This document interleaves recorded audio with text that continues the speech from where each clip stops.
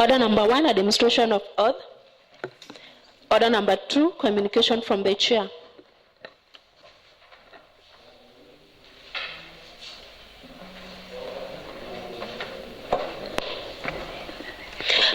Order number 3, messages. Order number 4, petitions. Order number 5, papers. Order number 6, notices of motions. Order number 7, questions and statements. Order number 8, motion.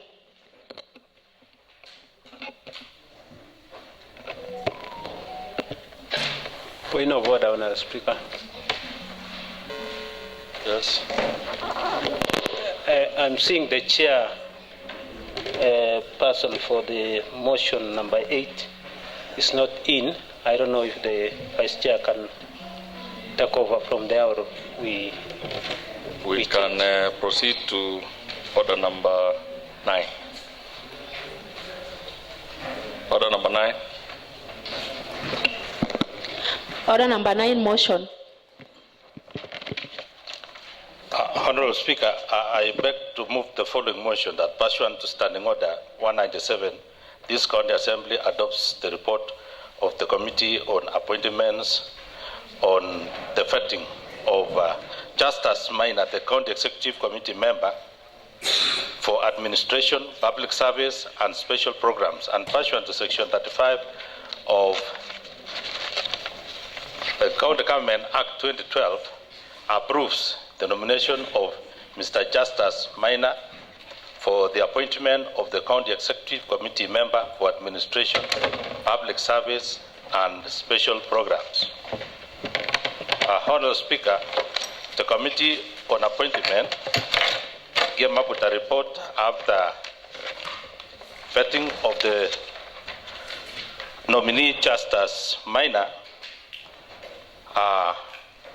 with the membership of Committee of Honourable Cosmas Korir, Leonard Rotich, Honourable Paul Kibiagon Kirui, Honourable Stephen Chamori, Honourable Kibet Ngatich, Honourable Roslyn Chepto, and Honourable Eric Kirui.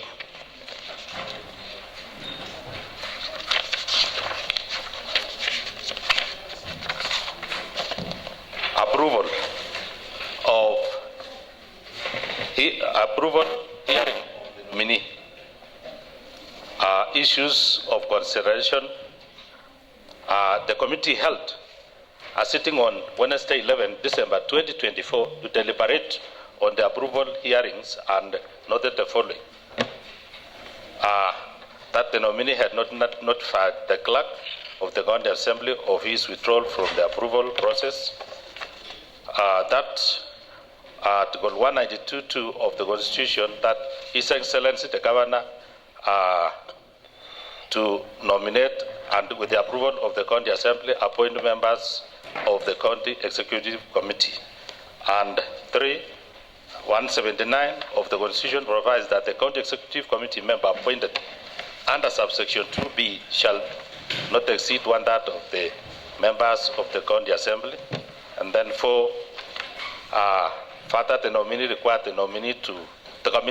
the nominee to submit the following documents: questionnaire for vetting approval, CV, clearance certificate, certificate of good conduct, and compliance certificate, sworn in self-declaration form, which were all submitted. Submission of memoranda. By close of 10 December 2024, the nominee had not received any proper memoranda from any member of the public. Issues of consideration.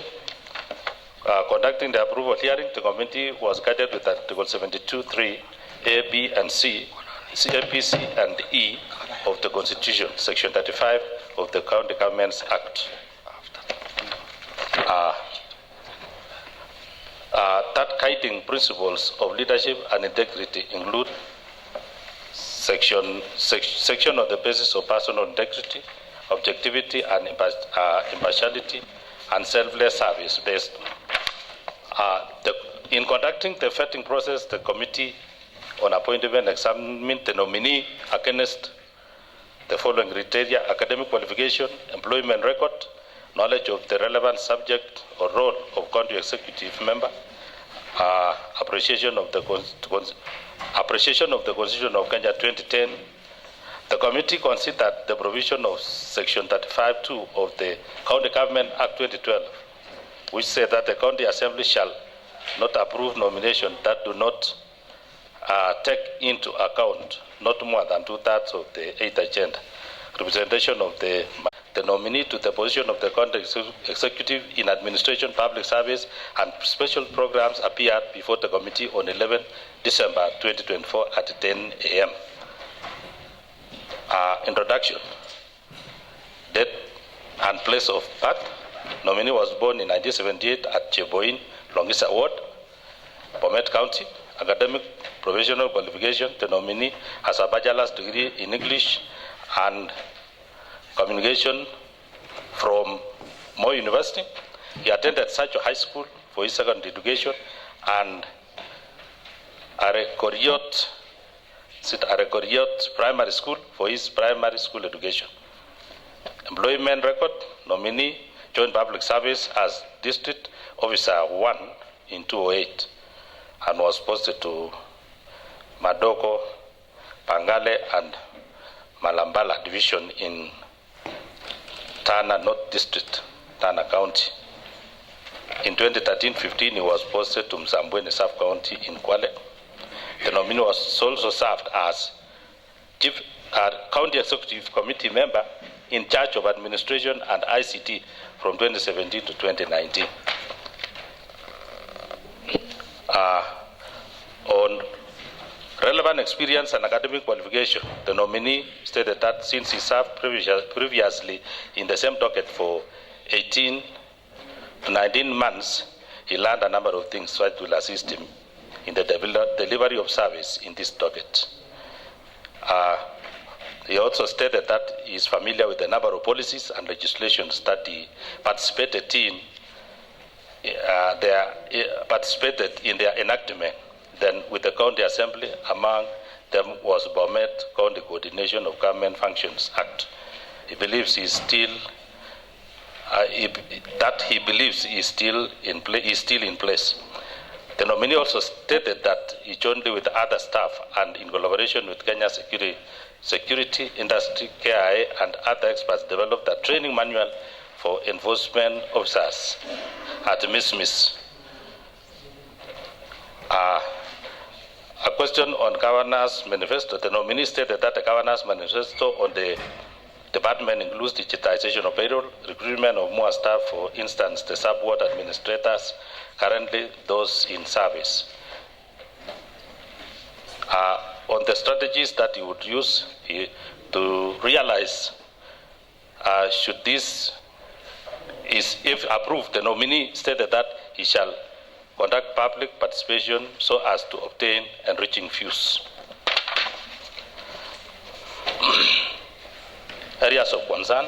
Nominee was informed that the fact that the previous holder of the office was removed on a number of grounds, among them gross violation of the Constitution and any other law, he was then asked on how he would handle. That is on accountability. He said he will employ strong internal audit measures. On pending bills, he acknowledged that the issue is a monster bigger than the portfolio he had been nominated to. He indicated that he would collaborate and work closely with other departments. On wage bill, the nominee observed that wage bill was another monster, and to address it, he will work with the County Assembly on issues around the budget. He also stated that he would explore public-private partnership avenue to fund projects and utilize funds. On integrity, indicated that he seek to strike a working partnership with the institutions such as ESCC and the DCI.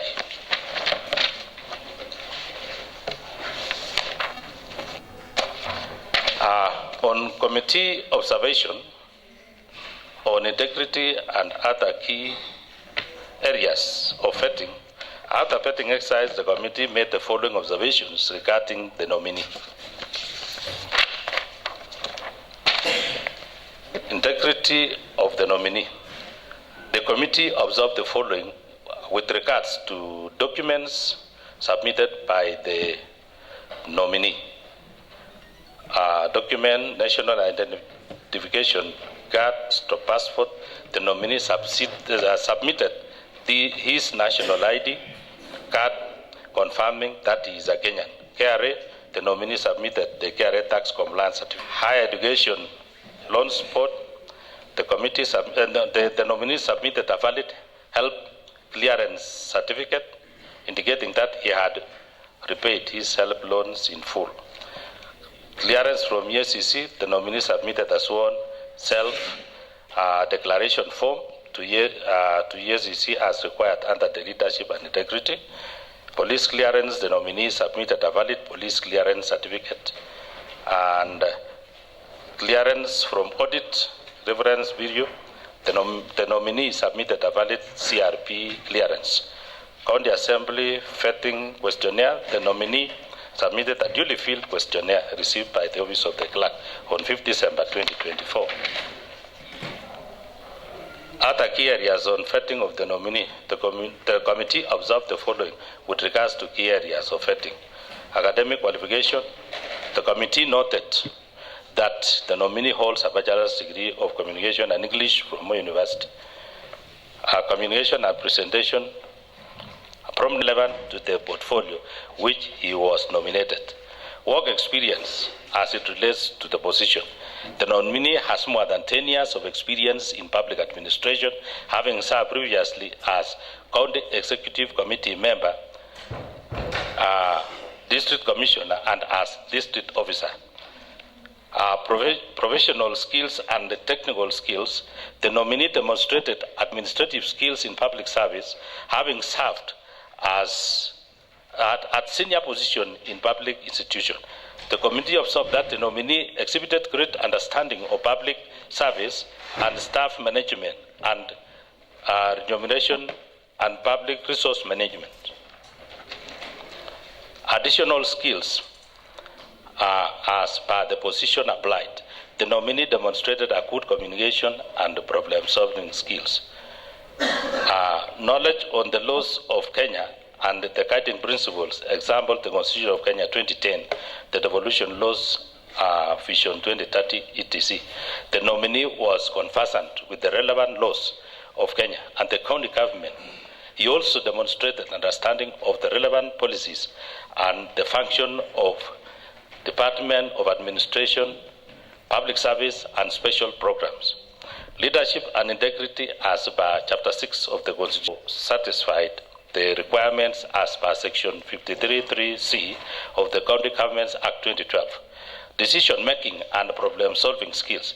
The nominee adequately demonstrated problem-solving skills regarding the Department of Administration, Public Service, and special programs.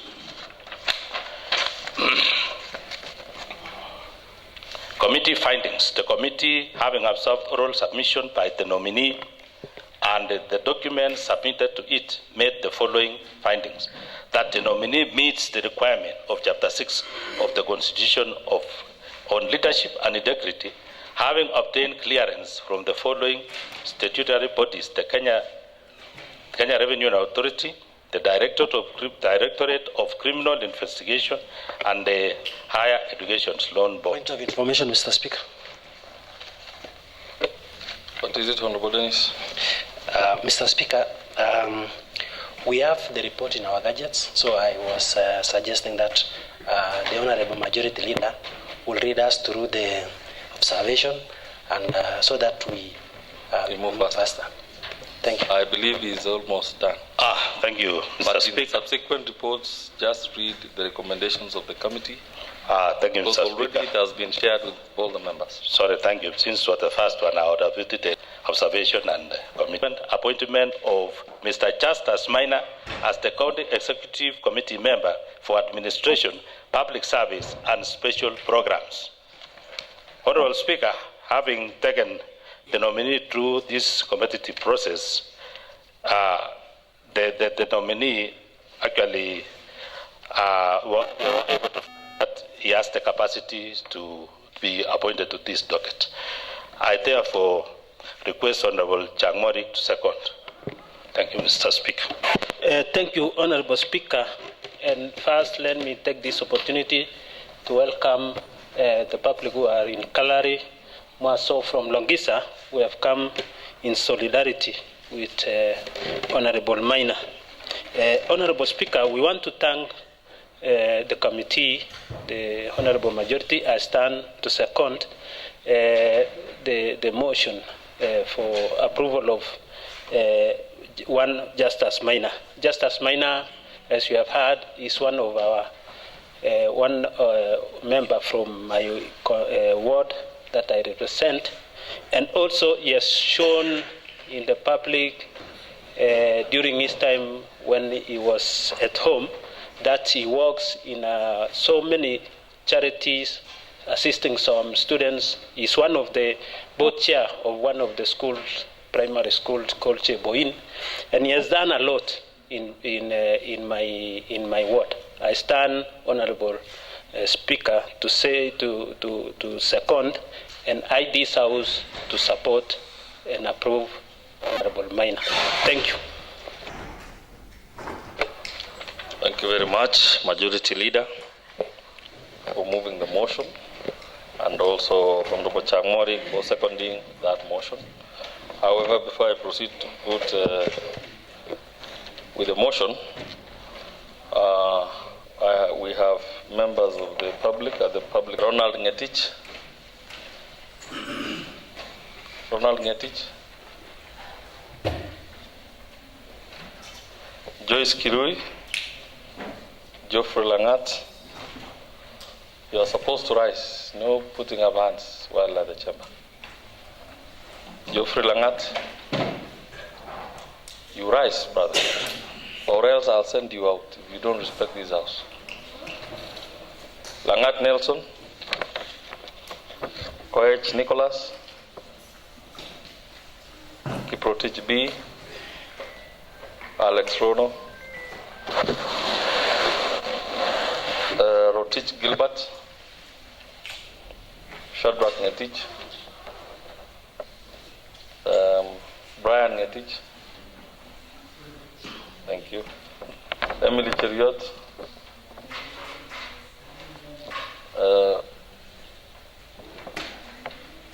Reliam Chepkirui, Brenda Chepkemoy, Chalangat Winnie, Mutai Caleb, Franklin Rono, Wesley Mutai, and Collins Ngetich. You are welcome to this chamber. However, you're expected to observe silence while at the chamber. Do not make any noises. Do not take any photos. Do not converse while at the public gallery. Observe decorum while there. Do not point hands. Do not talk. Observe in silence. Only the members are the ones who will be allowed to talk. Otherwise, on behalf of the Assembly, you are highly welcome. I therefore propose that pursuant to Standing Order,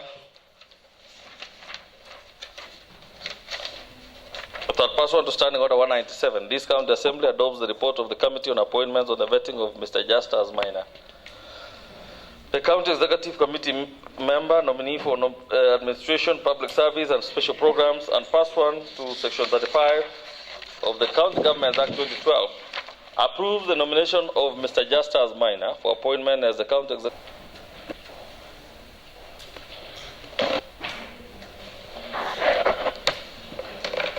I think it is prudent so that he read the mood of the House, then you can decide.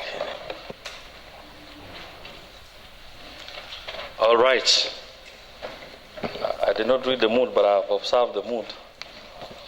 I think I'll proceed to put a question that pursuant to Standing Order 197, this County Assembly adopts the report of the Committee on Appointments on the vetting of Mr. Justus Maina, the County Executive Committee member nominee for Administration, Public Service and Special Programs, and pursuant to Section 35 of the County Governments Act 2012, approves the nomination of Mr. Justus Minor for appointment as the County Executive Committee member for Administration Public Service. Will as many as are of this opinion say aye? Aye. Will as many as are of the contrary opinion say nay? The ayes have it. Honorable members, you will remember that we had jumped to order number 9. I believe the chairperson in the committee, chairperson for Committee on Finance and Economic Planning, you're ready now. Kindly proceed. Order number 8. Thank you, Honorable Speaker. I would like to move the motion that pursuant to Standing Order 201 subsection 5G of the County Assembly Standing Orders, this County Assembly adopts the report of the Committee on Finance and Economic Planning on the Bomet County Annual Development Plan 2025-2026, and pursuant to Article 185 subsection 4 of the Constitution of Kenya and Section 126 of the Public Finance Management Act 2012, approves the Bomet County Annual Development Plan 2025-2026 with amendments contained in the committee's report. Honorable Speaker, the annual development plan is prepared pursuant to Section 113 of the County Government Act 2012, and it is derived from CIDP, which forms a basis for annual budget development. The annual development plan identifies the county's development priorities, including performance targets and objectives, in accordance with Section 103 of the County Government Act 2012, which include, among others, to provide the precondition for integrating underdeveloped and marginalized areas to bring them to the level generally enjoyed by the rest of the county and ensure harmony between national, county, and sub-county spatial planning requirements. The 2025-2026 Annual Development Plan marks the third year of implementation of the third General County Integrated Development Plan 2023-2027. It has ensured fair distribution and allocation of resources in all the 25 wards of the county. The committee, for the second time, has called for the costing of all the projects outlined in the ADP. Honorable Speaker, an annual development plan is a document that outlines priority projects and programs for implementation or in one financial year. The document is expected to guide facilitating sustainable economic growth by providing the county development framework. ADP guides the implementation of projects and programs for all sectors in the county as stipulated in the County Integrated Development Plan. Mr. Speaker, it is expected that the passage and approval of Bomet County Annual Development Plan for financial year 2025-2026 will facilitate distribution, exploitation, and development of the county's resources. The County Executive Committee member for Finance, ICT, and Economic Planning submitted the plan to the County Assembly on 30th August 2024. The document was then tabled on Tuesday, 10th September 2024, during the afternoon sitting and committed to the Committee on Finance and Economic Planning for consideration. The committee was then required to examine, take necessary action, and present a report for adoption by the Assembly in line with Article 185, subsection 4 of the Constitution. Mr. Speaker, sir, the County Annual Development Plan is a key document in the county's budget-making process. The committee held several meetings of Section 126, subsection 3 of the Public Finance Management Act 2012. The section provides that the County Executive Committee member responsible for planning shall not, later than the 1st September in each year, submit the development plan to the County Assembly for approval and send a copy of Commission on Revenue Allocation and the National Treasury. Mr. Speaker, I wish to sincerely appreciate the Finance and Economic Planning Committee members for their commitment, energy, and sacrifice they made to interrogate and deliver County's annual development plan for financial year 2025-2026. I also wish to recognize and appreciate the members of the sectoral committees and members in their individual capacities for invaluable input in the scrutiny of the document. It was through these engagements that the committee was able to identify the gaps in the document which have been addressed in this final report of the committee. The committee did a comprehensive analysis of the implementation of the previous ADP for the financial year 2023-2024, as this was necessary so as to gauge the performance index of the plan, which would aid in the implementation of the current and future plans. The committee reached out to the individual members representing the wards for them to submit their sector priority projects in the ADP for financial year 2024-25, complete with estimated cost. The committee then compiled the said priority projects labeled as Annex 1 in this report. Mr. Speaker, sir, the invaluable input from the aforementioned various stakeholders consulted greatly helped the committee to arrive at the decisions made. My committee will also wish to thank the Office of the Speaker and the Office of the Clerk for all the necessary support accorded to the committee. Finally, I wish to appreciate the support of the technical and administrative staff drawn from various departments, including the committee services, budget office, research, sergeant at arms, and administration, among others. The method that was used. The committee prepared this report after taking into consideration the respective line departmental committees in approving the 2025-2026 ADP.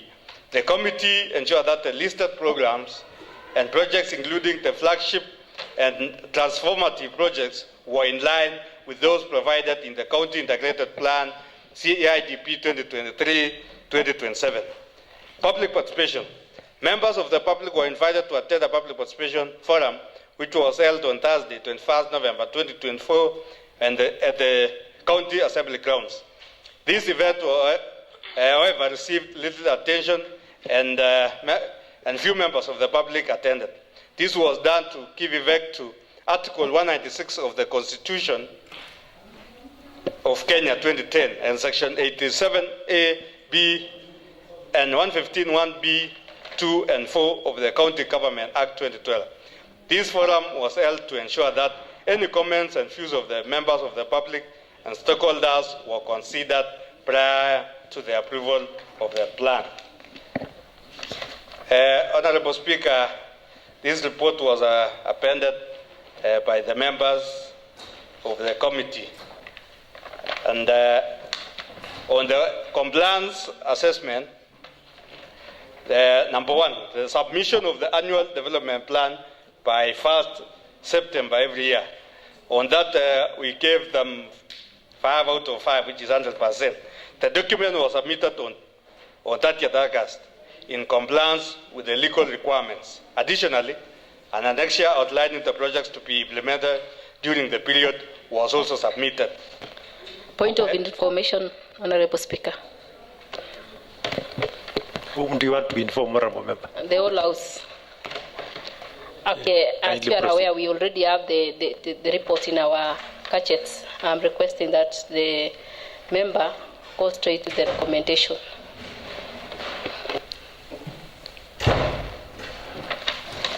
Okay, Honorable Member, kindly kindly summarize by highlighting important points. Yeah, kindly proceed. Okay, thank you, Honorable Speaker. What I was doing already was a summary, because this document is 128 pages. I was trying to summarize to 5 pages. So these are very big document. So I was already doing that. Anyway, Honorable Speaker,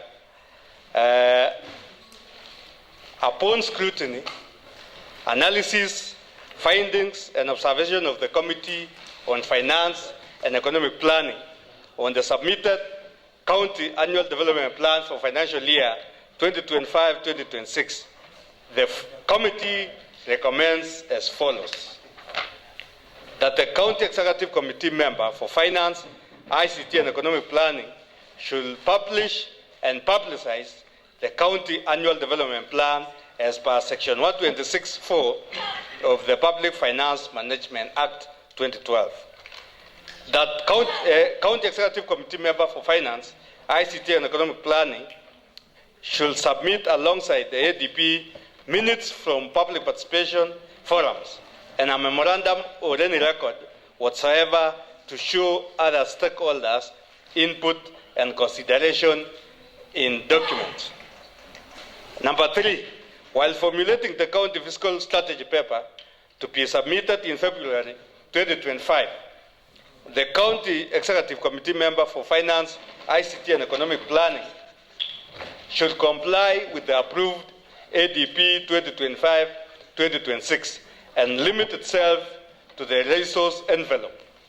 The CECM should also annex to the CFSP a list of prioritized projects as per the available resources. The County Executive should implement programs and projects approved in the ADP 2025-2026 and ensure that the said activities are implemented based on the sector priorities.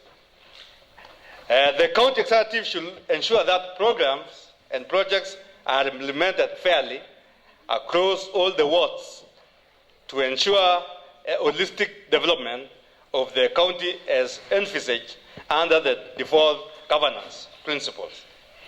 Each county department should implement the recommendation of each sectoral committee as contained in Chapter 3 of the report on the analysis of the proposed CADP financial year 2025-2026. The projects listed in Annex 1 are priority projects for each ward and have been approved for implementation in the financial year 2025-2026. The CCM for Finance, ICT, and Economic Planning should incorporate the said projects in the published approved ADP. The CCM should submit the said published copy to the Assembly within 1 month after the approval by the Assembly. Mr. Speaker, sir, pursuant to 185(4) of the Constitution and Section 126(3) of the Public Finance Management Act 2012, the County Assembly adopts the report of the Committee on Finance and Economic Planning and approves the Bomet County Annual Development Plan for financial year 2025-2026 with the committee recommendation. Honorable Speaker, I hope honorable members have gone through the report, and I hope they also confirm that whatever they raised were captured in this report. Honorable Speaker, I want to urge honorable members that we pass this document. I also wish to urge the executive arm of government to ensure that they also implement the projects that we pass through the ADP, because more oftenly, members of the public are always blaming the members of county assembly for non-implementation, which, according to the Constitution, Honorable Speaker, is not the responsibility of members of County Assembly. So I want to urge executive arm of government to ensure that they implement the projects that we passed in the previous ADP and also the ones that we proposed in the next financial year, Honorable Speaker. Honorable Speaker, I want to request Honorable Olivia Koskei to second. Thank you. Okay, thank you, Honorable Speaker. I rise to second the Bomet County Annual Development Plan 2025-2026 Committee Report. Okay, Mr. Speaker, I want to thank the committee for making that good report, which has been read by our able chair. And I want to urge all members so that we adopt the report, the annual development plan, and I think immediately as we adopt, I know the development in our wards and in Bomet County will start immediately. So thank you, Mr. Speaker, sir.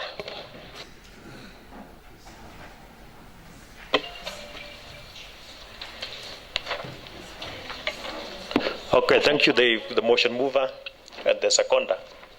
I now want to propose the motion that pursuant to Standing Order 2015G of the County Assembly Standing Orders, this County Assembly adopts the report of the Committee on Finance and Economic Planning on the Bomet County Annual Development Plan 2025-2026, and pursuant to Article 185(4) of the Constitution of Kenya and Section 126 of the Public Finance Management Act 2012, approves the Bomet County Annual Development Plan 2025-2026 with amendments contained in the committee's report. The floor is now open for debate.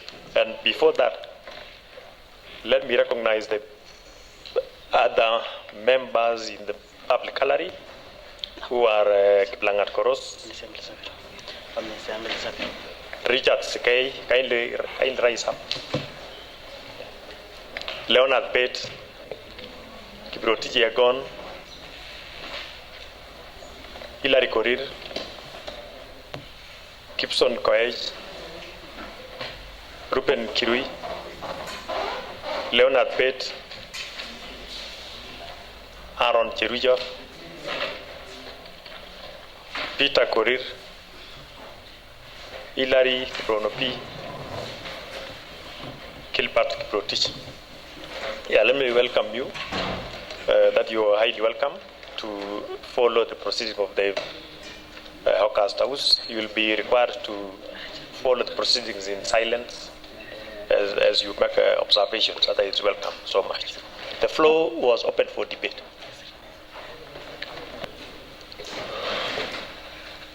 Honorable. Thank you, Honorable Speaker.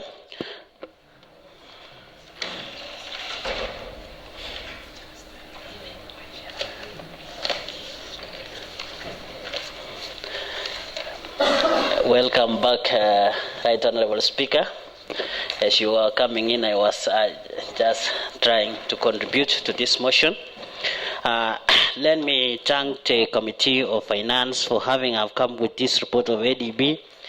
But, Mr. Speaker, having gone through this whole document, our members from the public gallery may not understand more about this because we are deliberating the House, and already we have seen all the process.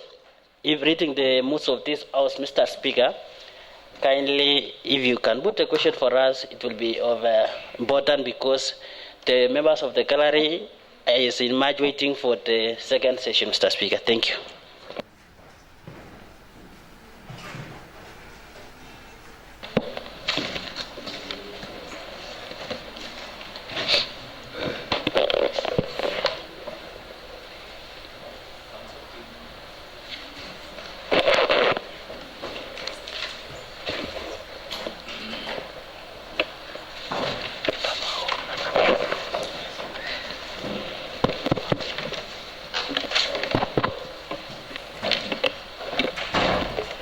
Mr. Speaker, Yes. I wish to contribute the matter. All right. Proceed. Fortunately, my colleague here is concluding before we have a small discussion on this. Speaker, thank you first for this opportunity. I wish to begin by thanking the Committee on Finance and Economic Planning for having presented before this House a very well-documented annual development plan. Mr. Speaker, this is a very crucial document that we must speak to it because this is what will inform the projects that we anticipate in the financial year 2025-2026. Mr. Speaker, initially or in the past we have had situations where we have reports on annual development plan approved before this House, but the implementation status is really wanting. Mr. Speaker, I must state that here we have highlighted several projects that were indicated in the financial year 2022-2023, 2023-2024, 24-25, and now we are repeating for the fourth time. Mr. Speaker, I think at this point in time we really need to have a very realistic conversation as to why we will need an annual development plan whose implementation will later on be in question. I want to urge the members here that let us interrogate this annual development plan and put to task the members of the executive so as to ensure that whatever we have really planned for this coming financial year are finally implemented. Mr. Speaker, annual development being a kind of a wish list usually comes with a huge number or a large number of projects annexed with it, and at least we expect that a reasonable percentage of the highlighted projects are finally implemented. But Mr. Speaker, we must communicate to the public that our role as a legislative house is to ensure that we set the plans prior to the implementation time, so that my people that I represent from Singaruet should be able to know that this afternoon I have passed an annual development plan. A budget for it will still come. And now the question of implementation, they should expect it from the executive arm of this government. And Mr. Speaker, if that doesn't happen, the right person to be asked should be the implementing organ, that is the executive. And I like the fact that this afternoon we are also debating on we are discussing about the approving the new CECs who are coming into office because of the failure of other CECs who were there before. Mr. Speaker, I want to urge this House that we have to really put to task the members of the executive so that they do what is expected of them. Because for how long shall we as the elected members shoulder the blame of not having development projects in our various wards? Particularly, Mr. Speaker, in this current financial year that we implementing, it is well known in public that there are certain departments that even up to now, when we are yet to close the second quarter of the financial year, we have not had any single development project in our wards. And yet we are now coming up with a new annual development plan. Really, what can we be planning ahead when whatever we planned prior has not really been implemented? I want to urge this House that let us have a conversation on this. And the sooner we come to the realization that our people are really expectant of development, the better for us. Thank you. Honorable Ernest. Thank you very much, Mr. Speaker, for this opportunity to also contribute on this motion. And before that, Mr. Speaker, allow me to welcome members of the public who are in the gallery. Among them are voters from my ward, that is Mogoshek, and I wish to welcome them to this house so that they learn and see how we work here. Mr. Speaker, I want to take this opportunity to also contribute on this motion that has been brought forward by Honorable Nathan, who is in charge of Finance Committee. Mr. Speaker, I'm also one of those honorable members who are skeptical in the implementation of the ADP. Mr. Speaker, you'll realize that as it stands today, we have already done about 2 ADPs. And to our disappointment, so to speak, Mr. Speaker, the implementation of this ADP has become a challenge. And I don't know whether this House needs to devise a way of tracking the implementation of the ADP, Mr. Speaker. Mr. Speaker, I want to believe that the Finance Committee would have also looked at the reviewed ADP, Mr. Speaker, so that we are able to look at how far did the 2023-2024 ADP performed. Because, Mr. Speaker, like my colleague said, that you will find that some of the departments have not implemented their projects since 2022-2023 ADP, Mr. Speaker, up to date, Mr. Speaker. So I want to believe that, and it is good that this discussion has come at a time when we are about to pass names for CCs who are going to take different portfolios. Mr. Speaker, I had, for example, to give example of what I'm saying, if you go to Mogoshek Ward today, Mr. Speaker, for example, in the Department of Roads, since 2022, Mr. Speaker, there is no single kilometer that has been constructed. Mr. Speaker, that is one department. The second department is the Department of Agriculture, Mr. Speaker. No single project has been implemented in my ward, in that Department of Agriculture, Mr. Speaker.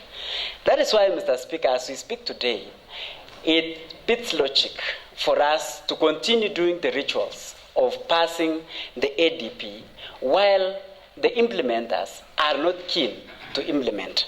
The other example I can give you, Mr. Speaker, is where we pass an ADP to have dispensaries constructed. That's the Department of Health, Mr. Speaker, where we pass an ADP to have dispensaries constructed in our wards.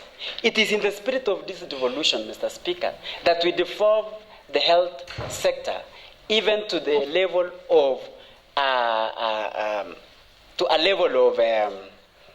sub-location, Mr. Speaker, so that we have at least a dispensary in each sub-location. But as I speak to you, Mr. Speaker, today, it is sad state of affairs that you can find a whole location, for example, a location called Ngererit, in where I come from, Mr. Speaker. It doesn't have a dispensary in this 21st century, Mr. Speaker. This, therefore, means that the ADPs that we've continually passed is not being implemented. And so has to speak to it, Mr. Speaker, is that if you look at the ADP that we've been doing, we have been trying to provide a provision in the implementation that at least we have a dispensary every financial year, but none is constructed. Instead, Mr. Speaker, the executive implements something different, because I don't remember us in this assembly, Mr. Speaker, passing in an ADP where we allowed the executive to construct a sub-county hospital. For example, we were told that they were doing one in Kapkoro different thing from the ADP. What I would want to ask the executive, Mr. Speaker, is to stick to the ADP so that at least we have implementation of projects across the wards, Mr. Speaker. And because we are passing this ADP, Mr. Speaker, and when I look at this ADP, for example, in the education department, we are expecting that we will be, sorry, Mr. Speaker, a slip of the tongue. They will be constructing 2 ECD and completion of the stall projects. And before this, Mr. Speaker, we were asked to give the stall ECD, and I giving example of my word, Mr. Speaker, I gave one for Ketik Somok, Cheptingding primary school ECD, and Koyua primary ECD. That is stall ECD, Mr. Speaker. I expect that they will endeavor to implement in this project, in this ADP, Mr. Speaker, so that we have a synergized or an ADP that is aligned to the budget. And I wish this House would rise to the occasion of trying to ensure that that bit of implementation is carried to the end. Otherwise, Mr. Speaker, I support this motion. Thank you very much. Thank you. Honorable Protich. Thank you very much, Mr. Speaker. I also want to put my voice on this very important paper that has been tabled and discussed by the Chair of Finance, Honorable Nathan, member for Kapletunda Ward, and preferably inform you and the House that this is a very important paper that is supposed to be done for the benefit of budgeting for the 2025-2026 budget. Honorable Speaker, I participated in the making of this paper, just as Honorable Bernard had earlier on mentioned that this has come of age. For it to be in this particular table today, it has come of age, and it has been discussed all the way from the executive side and being taken through public participation from its side to the tabling of the paper in the Assembly by the executive, and the receipt of this particular paper by Finance Committee, and we all participated in its own making.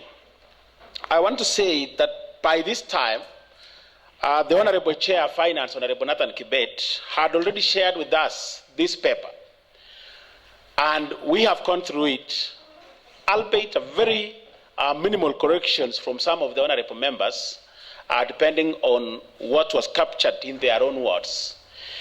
And I must say that the Committee on Finance has produced a masterpiece of a paper containing development for the sake of our county.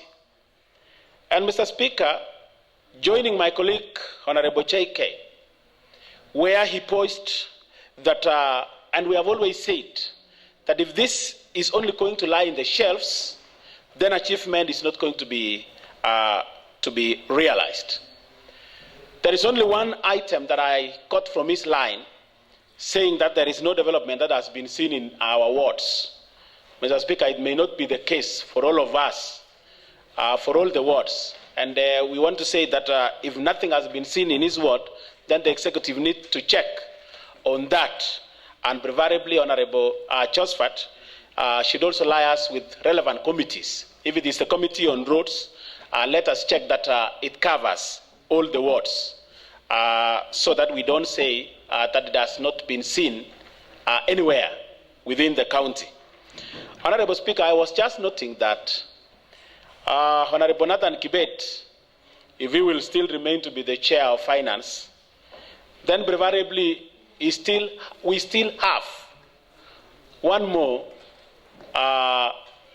very important paper in terms of ADP, that is for 2026-2027, which is going to happen in December 2026. Mr. Speaker, you need to take care of Honorable Felody, because she has seen me with a wonderful and wondering eyes.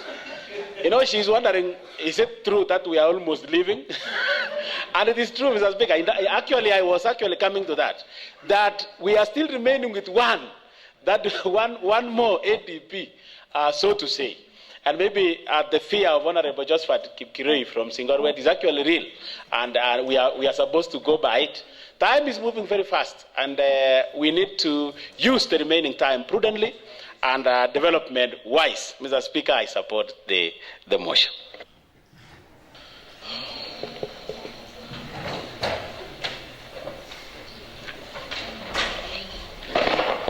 Thank you very much, Chair. Finance and Economic Planning. I don't know who seconded. Yes? Oh, and Honorable Olivia, thank you very much for seconding this motion of ADP. Now, I therefore put the question that pursuant to Standing Order 2015G of the County Assembly Standing Orders, this County Assembly adopts the report of the Committee on Finance and Economic Planning on the Bomet County Annual Development Plan 2025-2026, and pursuant to Article 185(4) of the Constitution of Kenya and Section 126 of the Public Finance Management Act 2012, approves the Bomet County Annual Development Plan 2025-2026 with amendments contained in the committee's report. Honorable members, will as many as are of this opinion say aye? Aye. Will as many as are of the contrary opinion say nay? The ayes have it. Next order.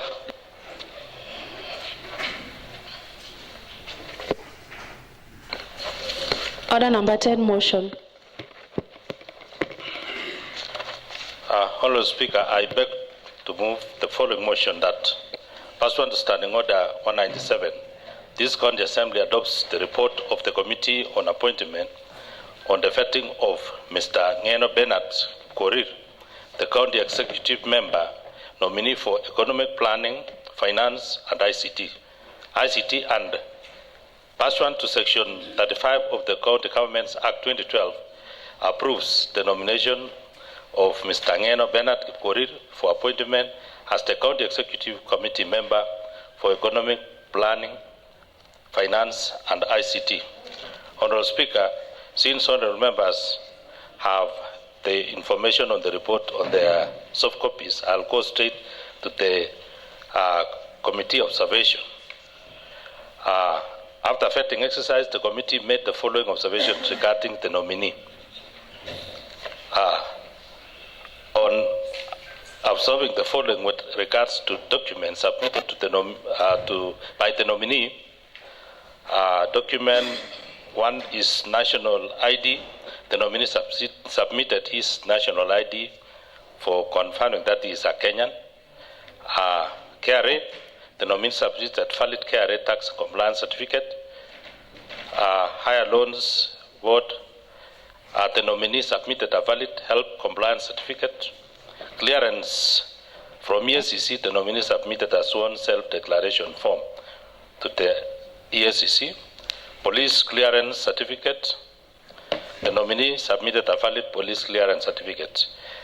Clearance from graded reference bureau, the nominee submitted a valid CRP clearance dated 10 December 2024. County Assembly vetting questionnaire, the nominee submitted a duly filled questionnaire received by the Office of the Clerk on 5th December. Other key areas on vetting of the nominee, the committee observed the following with regards to key areas of vetting of the nominee. Academic qualification, the nominee holds bachelor's degree on business management, purchasing and supplies from my university, 2011. Communication and presentation, the nominee sufficiently communicated his understanding of the portfolio before the committee. Education and training, the committee demonstrated to the committee that his education background, training and experience was relevant to the portfolio. Work experience as it relates to the position. The nominee has more than 10 years of experience in management. professional skills and technical skills. The nominee demonstrated administrative skills in management and public service. Additional skills, as per position applied, the nominee demonstrated sound communication skills. Knowledge on the laws of Kenya and the other guiding principles, example, Constitution of Kenya 2010, the Devolution Laws, Vision 2030, the nominee was conversant with the relevant laws of Kenya. Leadership and integrity, as per Chapter 6 of the Constitution of Kenya 2010, the nominee submitted the original documents as required. Decision-making and problem-solving, the nominee efficiently demonstrated problem-solving skills. Regarding the current existing challenges relating to the management of public resources in the county. Committee's finding. The committee, having observed the oral submissions by the nominee and the documents submitted to it, made the following findings: that the nominee meets the requirement of Chapter 6 of the Constitution on leadership and integrity, having obtained clearance from the following statutory bodies: the KRA, the DCI, and the HELP. That his academic credentials, professional training, and experience comply with Section 7(8) of the Public Appointments County Assemblies Approval Act No. 5 of 2017. That pursuant to Section 35 of the County Government Act 2012, the committee found the nominee suitable for appointment as the County Executive Committee member in charge of finance, ICT, and economic planning.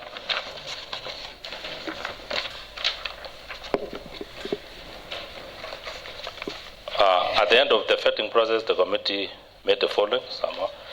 Having considered the suitability, capacity, and integrity of the nominee and pursuant to Section 9(2) of the Public Appointments on the Assemblies Act No. 5, the committee recommends that County Assembly approves the nomination and a subsequent appointment of Honorable Ngeno Bernard Kikorir for the position of the County Executive Committee member in charge of economic planning, finance, and ICT. Honorable Speaker, I beg Honorable Cheptoo to second. Okay, thank you, Honorable Speaker. Before I continue, allow me to welcome the members and those who are coming from Sotik Sub-County. Honorable Speaker, I stand to second the approval of one Honorable Bernard Ngeno as the CCM in Department of Economic Planning, Finance, and ICT. Honorable Speaker, as you are aware, as a member of the appointment committee, we took our time to go through the report for the one on Honorable Ngeno. And I must confirm that Honorable Ngeno is suitable to hold that office. Honorable Speaker, as you are aware, Honorable Ngeno was once the MCA, the first MCA for Kapletunda Ward. And I must appreciate our governor for giving chance to for appointing Honorable Ngeno and also Honorable Ambrose, those who are MCS. I believe, as you are aware, Honorable Speaker, now we are MCS, and our position is being determined by the members of the public. And maybe we never know what may happen, but we will still need to continue.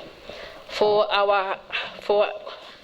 giving chance to Honorable Bernard Ngeno is giving hope to MCS and giving confidence that we still have future as politicians, because we still go and seek for positions when we go home.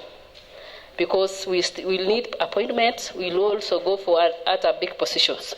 Honorable Speaker, we took time also when we were vetting, and one of the things which Honorable Bernard Ngeno gave us, especially on the issue of revenue.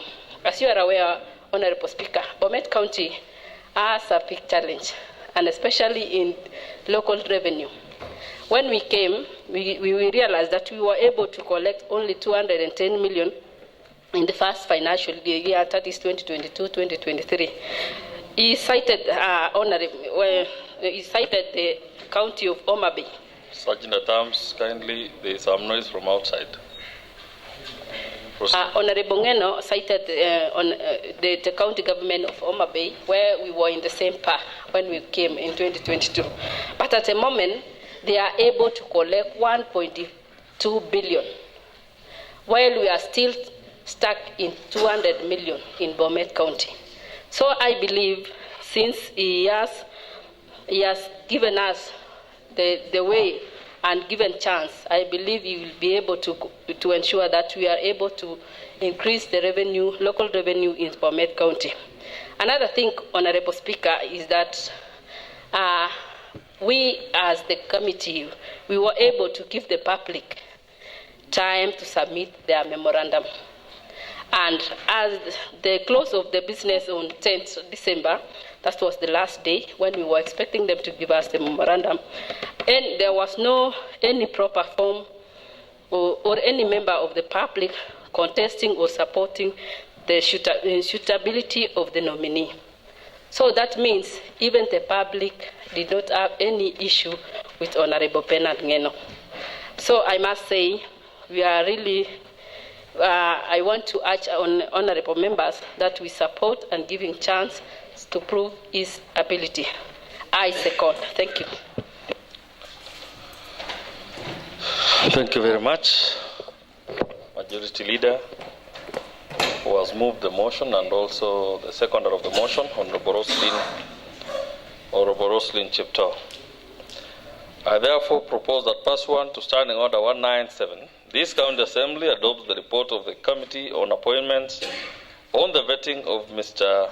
Ngeno Bernard Kipkorir, the County Executive Committee member, nominee for Economic Planning, Finance and ICT, and pursuant to Section 35 of the County Governments Act 2012, approves the nomination of Mr. Ngeno Bernard Kipkorir for appointment as the County Executive Member for Economic Planning, Finance and ICT. Honourable members, the floor is open for debate on that. Honourable Nathan. Thank you, Honourable Speaker, for allowing me this opportunity. I would like to welcome the members of the public, especially from my ward, who came in solidarity with Bernard Ngeno Kipkorir.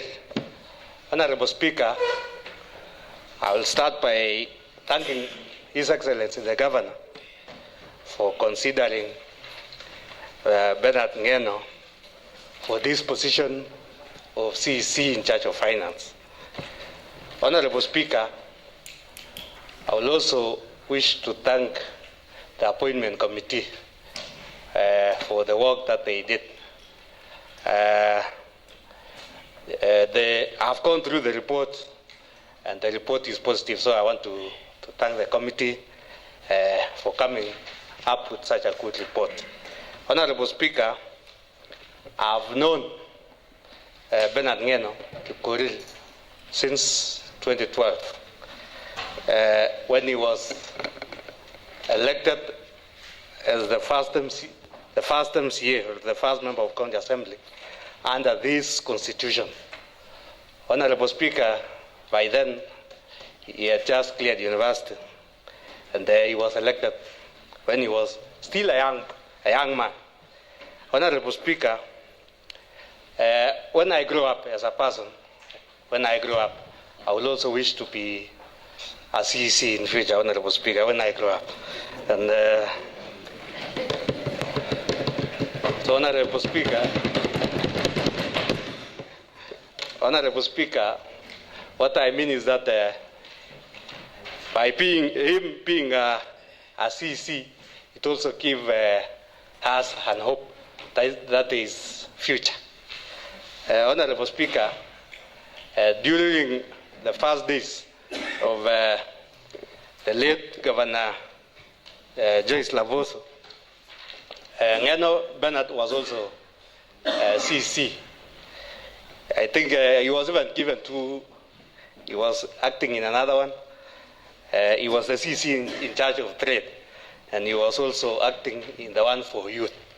And during that time, he did a good job, Honorable Speaker. Honorable Speaker, when it comes to loyalty again, Honorable Speaker, this guy, during our campaign, he did a very good job. So that's why, Honorable Speaker, I support his appointment, and I wish to thank His Excellency, Honorable Governor Parchok, Professor Parchok, for appointing him to be a CC in charge of finance. I'll be glad, Honorable Speaker, because I'm also the chair of finance, so I'll work well with him, Honorable Speaker. And remember, Honorable Speaker, the child is mine. So,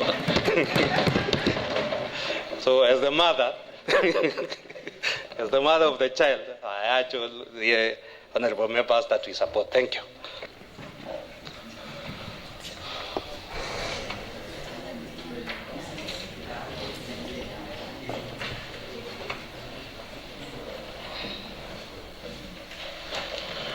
Honorable Rotich. Honorable Speaker, I want to thank you for giving me this opportunity. I had earlier recent contributing the motion by Honorable Nathan Gibet, and I want to join my colleagues, members of the County Assembly, in welcoming the members of the public who are in our public gallery for today's sitting and the deliberations of today. Honorable Speaker, concerning the motion at hand, I wish to bring my support to this particular motion in supporting the nomination of one Honorable Bernard Kipkorir Ngeno to be the CEC in charge of finance. Honorable Speaker, I was still checking the mind of Professor Hilary Parchok.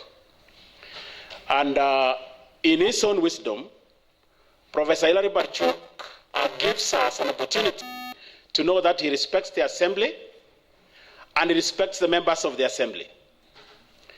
In his nomination, Honorable Speaker, he has nominated Bernard Ngeno to be the CC in charge of finance. If you go back in history of this House, Mr. Speaker, you will find that Honorable Bernard Ngeno was the MCA in charge of Kabletunda Ward 2013-2017. And during that time, he is the maiden member and chair of Budget Committee. Honorable Speaker, we want to thank Honorable Bernard for what he did during that particular first assembly. I can imagine what Honorable Bernard Ngeno went through when he was the chairperson of Budget Committee. And Honorable Eric can bear us witness that at times he has to go through the answer to see what the first chairs of budget did so that it can improve on its own. Even the second chair of budget, which was one Honorable Aaron Kiroi from Silibwe Township Board, may have gone back to the Hansard to also check on how budget and appropriations was done by the first assembly. Mr. Speaker, this county assembly must give thanks to this man, Bernard Kipkorir Ngeno, for shaving a very good way and giving us an opportunity even to proceed in this particular third assembly. Honorable Professor Hilary Parchok also went ahead to nominate one, I know it is coming up in the motion, which I don't want to comprehend so much on it, one Ambrose Koech, who was also a member of this county assembly. I will say much about him when it comes to his own motion.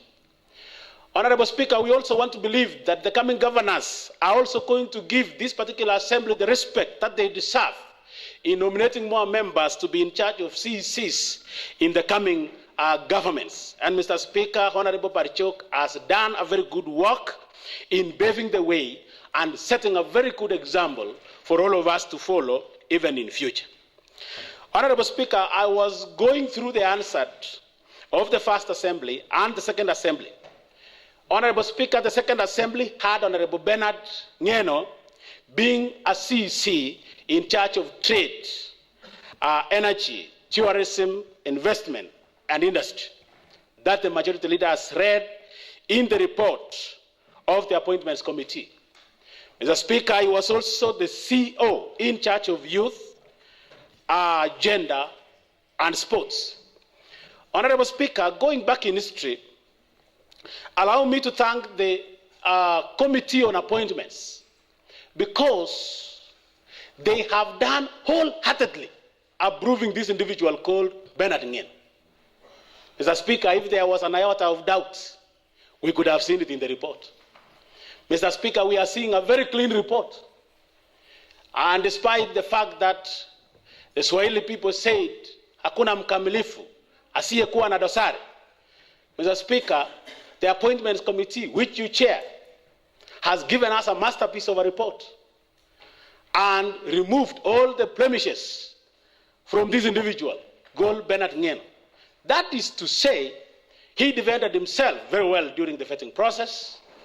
That is to say, he also prayed very well before he was nominated. Mr. Speaker, I'm an ardent reader of some books.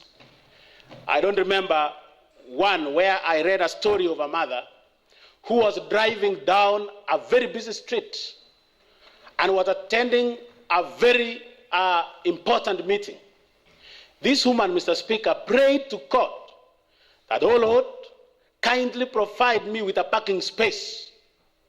And she gave a promise that, Lord, if you are going to provide me with a parking space now because I'm getting late for my very important meeting, Lord, I promise you that I'm going to attend Mass every Sunday.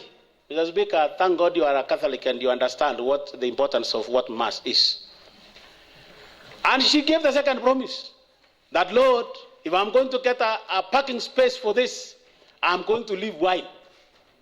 Honorable Speaker, immediately she finished that prayer, there was a parking lot in front of her. And you know what she said? She told God, Lord, don't pressure yourself anymore. I've just gotten one on my own. That is to mean, Mr. Speaker, immediately she prayed, she got a parking space, and she thought that the Lord did not provide a parking space for her. Honorable Speaker, what am I saying in that prayer? This individual must have prayed, maybe Honorable Bernard must have prayed to God that, Lord, kindly provide for me a space for me to serve this country. And the Lord, in his own way, came all the way to this house, and you are very aware how these particular positions, the three positions, came by. You are very aware, I need not to mention that. Could that be an answered prayer, Mr. Speaker? Is the prayer of one a detriment of another? Mr. Speaker, I will say, yes, it is an answered prayer. Then after the positions became vacant, this man again went down to his knees and prayed and said, God, there are thousands of Kenyans who are eyeing for this job. Lord, there are thousands of Bomet individuals who are eyeing for this job. Dear Lord, remember me. And God came down again, touched the heart of one Professor Hilary Parcho, and told him, oh, there is a sincere prayer of my child. And I'm going to touch your hand as you type the three CCs who are going to replace the others. One is going to be Honorable Bernard Ngien. Professor did it because he was guided by the Holy Spirit. This man again went down to his knees and said, you know, Lord, there are two more steps remaining. One is the vetting process. And he prayed to God that there is a speaker of this county assembly who is chairing a committee on appointment. Dear Lord, touch them. Touch him. I want to believe he mentioned all of your members of the appointments committee by name. Your vice, the deputy speaker, he mentioned by name, Honorable Leonard Rotich. God, please, see him through. God, Lord, if he is sick, heal him so that he can present himself in the vetting process. Lord, as he drives to the writing place, kindly guide him in the process and take him on this particular journey so that he reaches very well. Dear Lord, when you take them there, kindly guide them through their minds so that they approve my nomination. He went ahead to pray for one Honorable Kibet Ngetich and said, Kibet Ngetich, may God bless him, his soul, and may he give him the strength so that he can be able to approve my nomination. And, Mr. Speaker, that particular prayer is actually sincere. He went ahead to pray a sincere prayer that, Lord, touch the majority leader of this assembly so that he may remember me in my distress call, in the process of my talking. Mr. Speaker, that was a sincere prayer. He went ahead and prayed to one Honorable Chagmorik, Stephen Kiplang, and said, dear Lord, you know that I served with Honorable Chagmorik in the assembly, in the first assembly. And you know what, God? You have given him an opportunity to come back again in the assembly. And you did this very well, dear Lord of glory, so that you place him in the appointment committee. He knows me very well. And true, Mr. Speaker, Honorable Chagmorik knows him very well. He went ahead to say there is only one woman in this appointment committee, known as Honorable Rosalyn Jepto. Dear Lord, we bless your name because you created men and women of integrity. And dear Lord, may you bless her, so that she approves my nomination. Finally, Honorable Speaker, he prayed for my neighbor, Honorable Eric Kirui, who is my neighbor at home and my neighbor in the sitting place, and said, you know, how this man is always assertive in nature. He calls black, black, because he's black himself. And he calls white, white. And at the end of it all, Mr. Speaker, the whole committee of appointments never wrote any dissenting opinion. Mr. Speaker, that was an answered prayer. Today we are here, and we want to approve his nomination. That must be his last prayer. That, Lord, there is one more chance that is remaining for the House to approve my nomination. And this is where we are. Mr. Speaker, I do not know whether the members did not want to contribute, because by the time I was rising up, you are already up on your feet. And whether they want to contribute or not, Mr. Speaker, I have spoken. And I have called on the name of the Lord, that may this House remember that the nomination of this one Bernard will be like the nomination of all of us when we are no longer serving as MCAs. Honorable Speaker, it is said that when you hear an eagle telling you about the welfare of the fish, there is a very high chance that it is false, because the eagle does not live together with the fish. But if you hear an aquatic animal giving you the welfare of the fish, there is high chance that you agree that this particular aquatic animal may be saying the truth. What am I saying? I've served in this second assembly while Honorable Bernard was in charge of the two departments that I've said. The advent of border shades, the lighting of the streets, the advent of the leveling of the fields in this particular county was actually done in the department that he was in. So he improved and he did better. Mr. Speaker, reading on the recommendations of the majority leader and the House, the Committee on Appointments, it is evident that he answered the questions well, and his strategy to assist this particular county in terms of revenue is actually high-held. Mr. Speaker, I want to urge these honorable members that they exercise their right by approving the nomination of this individual to serve as the CC in charge of finance. I support.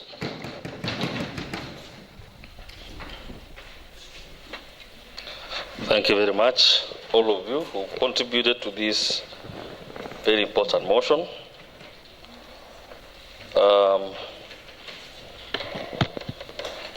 I think as it is, everybody had a chance, whoever wanted to contribute.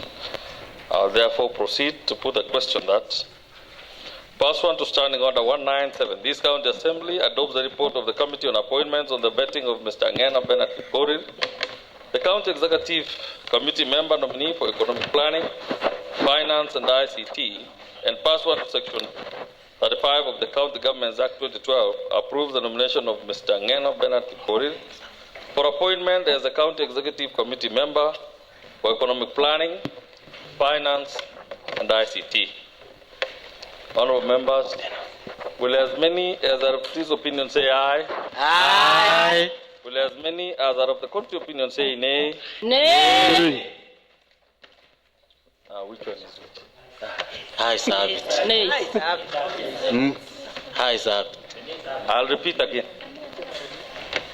Will as many as are of this opinion say aye? Aye. Will as many as are of the contrary opinion say nay? Nay. I can't tell. Yes. We'll proceed now to count.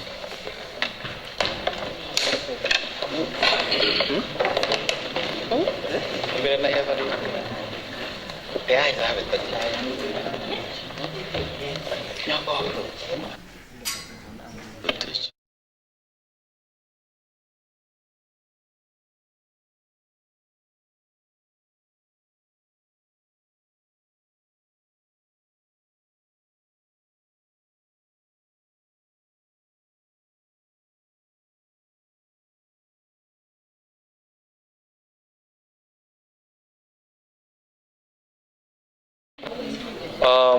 Honorable members, since I can't tell which side because I can hear the noises from both sides, it's almost the same. I'm wondering whether all of you are saying nays and then ayes or what. I'll do it the second time. Then I'll make my decision. Whoever is against it can write, okay? Will as many as are of this opinion say aye? Aye. Will as many as are of the contrary opinion say nay? Nay. The nays are. Division. 2. The nays are. Division. Division. Division.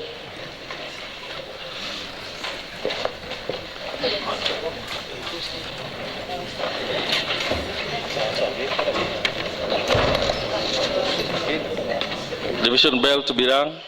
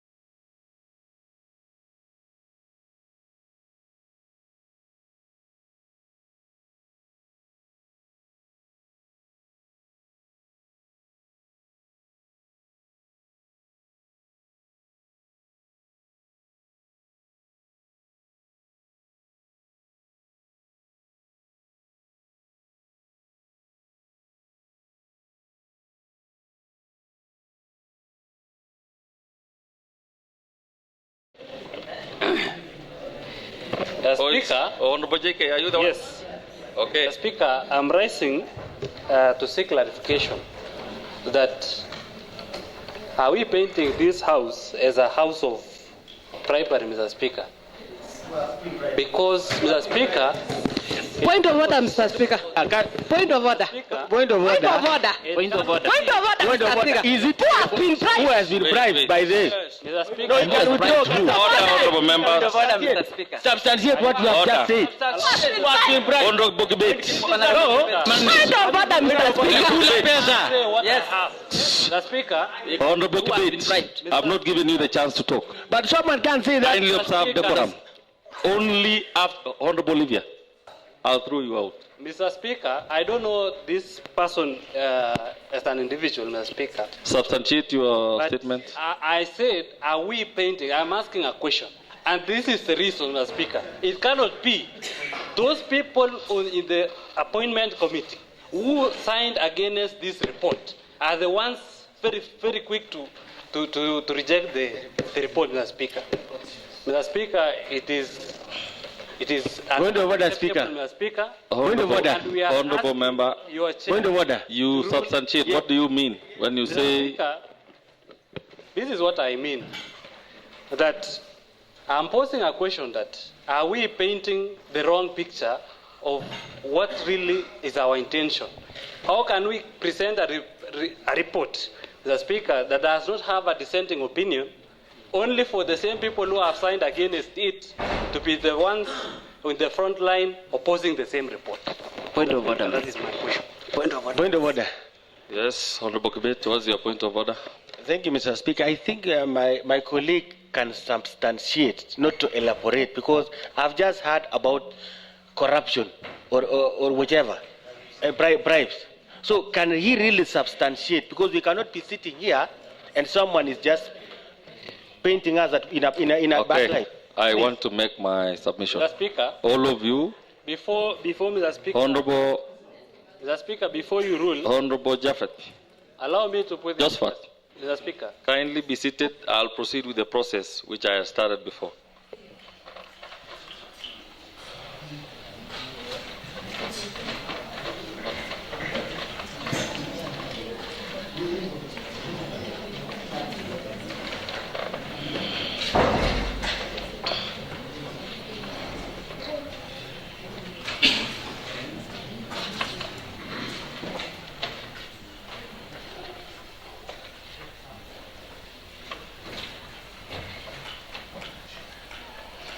I need two ballot takers who will count for the nays. Unless, of course, you want secret ballot. Okay, clerks.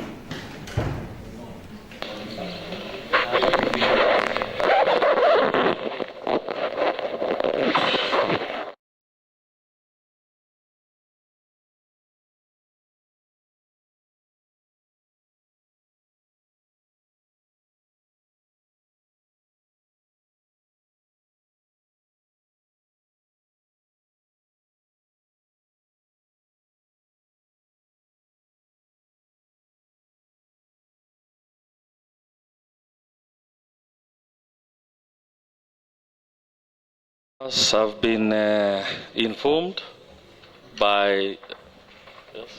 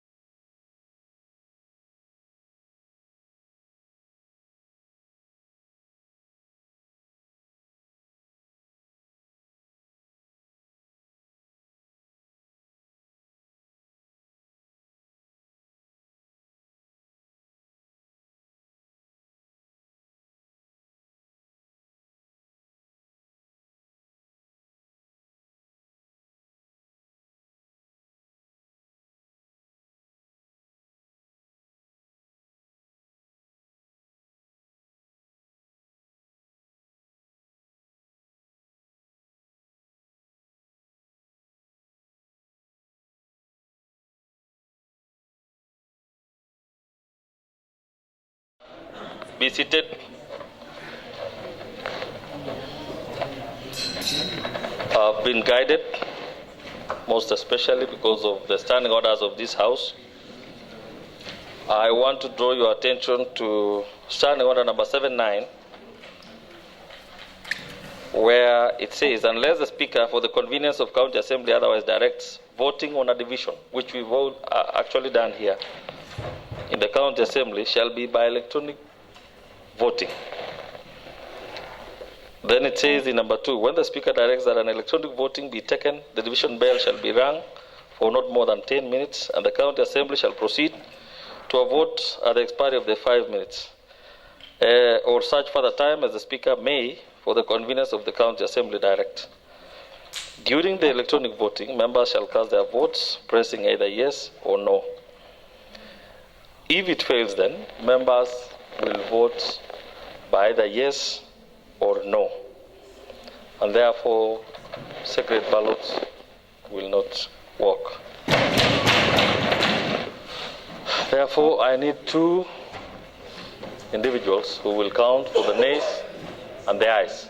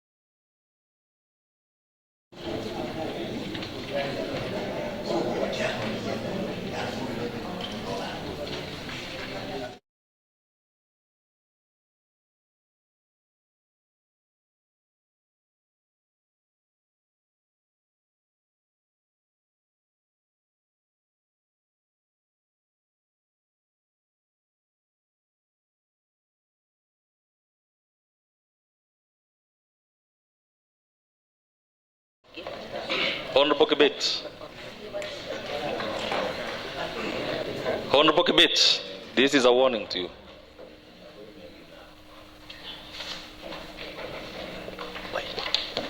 Clerk.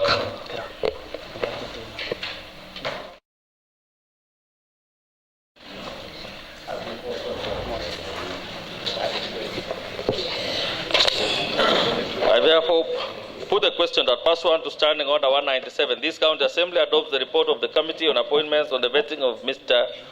Ngeno Bernard Kipkorir, the County Executive Committee member nominee for Economic Planning, Finance and ICT, and pursuant to Section 35 of the County Governments Act 2012, approves the nomination of Mr. Ngeno Bernard Kipkorir for appointment as the County Executive Committee member for Economic Planning, Finance and ICT. So will as many as are of this opinion say, then you now. Clerk. A point of order, Mr. Speaker. What's your point of order? I'm very grateful that at least our county assembly is an assembly of rules and procedures, and the laws are actually followed. We want to thank you for being prudent enough. I want to ask you preferably to give a guidance, especially on your members of Appointments Committee, because we are discussing a motion approved by the Appointments Committee. That is to say, already the Appointments Committee voted in favor of this motion. Had they not done so, then this motion preferably would not have been on this table.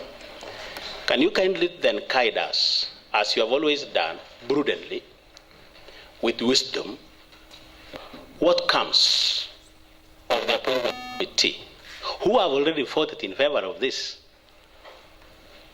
I want to put a comma there. Point of order, Mr. Speaker. Well, yes, what is your take? I also want to go into record, Mr. Speaker, because what we are about to do today will be repeated again in future for the sake of the standards of this House.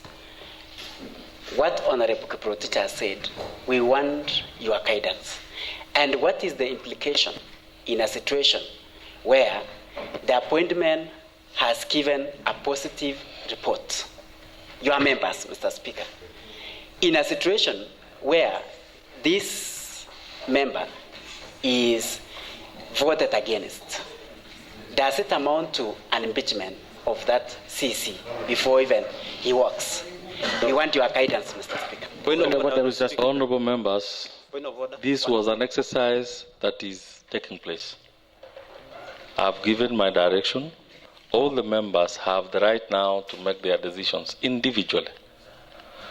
Members of the committee who came up with the reports, I don't expect any of you to be against the reports. No. Point of order, Mr. Speaker. Point of order, Mr. Speaker. This is point of order. It is a ruling of the point of order, Mr. Speaker. Point of order. Point of order, honorable members. Point of order, Mr. Speaker. Order, members. Order. Honorable Speaker. Order. One point of order. Young Mori, kindly be patient. Honorable members, despite the fact that Appointments Committee came up with their report as it is the responsibility of the House to make the decision. It can either decide to go against the reports or to adopt the reports. That decision lies with all of you. Whether you are a member of the Appointments Committee or not, the decision lies with you. Kindly let us proceed. Make your decision individually for this motion to end. Honorable Kibet, you okay? You ready? You ready? Point of order. Point of order, Mr. Speaker. What's your point of order? I just want to know. Point of order, Mr. Speaker. We are privileged to be part of the appointment committee, and yes. We wrote the report, and we must own the report. Point of order, Mr. Speaker, again. I know we can raise with fabulous point of order. I have an point of order. Should we disown our report? Is it point of order, Mr. Speaker? Honorable Roslin, I've said the report is before the House. It is upon all the members to vote, Mr. Speaker, and show their direction. Point of order, just a disclaimer, Mr. Speaker. Yes. Point of order, Mr. Speaker.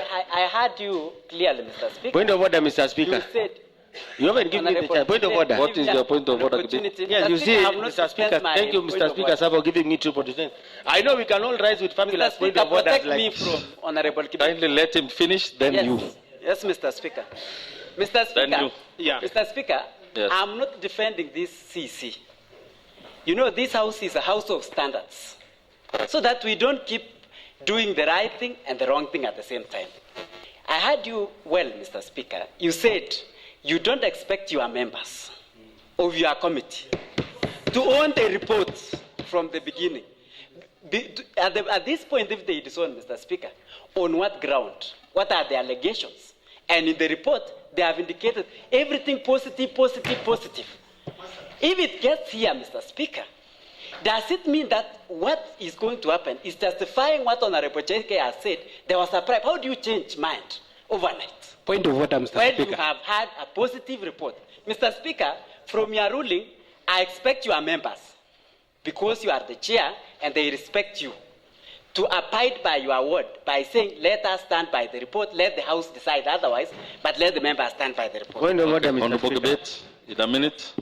Then I know we've risen with fabulous point of orders, but anyway, Mr. Speaker, let me just contribute on my part. I'm one of the appointment member committee, but of course, if it happens now, I got some reports about the candidate. Am I not speak to? I think I'm. Can you protect me, Mr. Speaker? Can you protect me? Honorable Debate. Can you protect, because I'm contributing? Excuse me, honorable members. I'm contributing. If you had anything, you should have shared with the members during the period of. I say I'm contributing now that you have cut me short, Mr. The motion was done. Because we just had a motion here. Everybody has been given a chance to say what he or she has. So, as appointment committee, are we supposed now, to vote? You have the right to make your decision personally. Yes, that is it. Honorable Speaker, Honorable Changmorik. I want to tell this out. This is not the first time a motion mover even can disown his motion. We have set the presidency during the first assembly when we want to impeach or to remove from the office our first, the second speaker, Honorable Kimngetich. Even the motion mover disowned his own motion that day. And I quote the word which he says, I am not a Jesus. You remember Honorable Chelule from Merigi. He moved a motion and also disowned it, which that is not the first time. We can change and make decision right now. It's immoral. Excuse me, I've just told you the overriding factor here is your votes. All your votes count here at this point. Let's proceed. Let's not waste time, please. Clerk.